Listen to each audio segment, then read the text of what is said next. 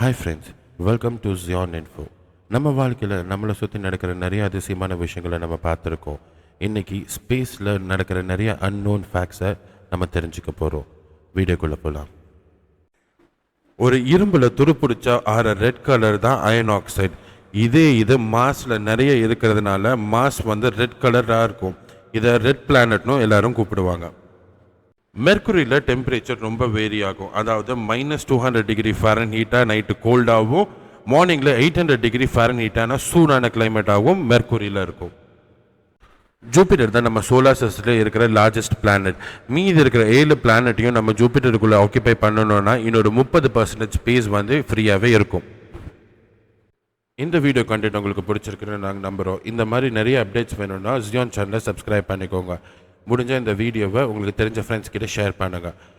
Regular அப்டேட்ஸ்க்கு bell பட்டனை click பண்ணிக்கோங்க. Thank you.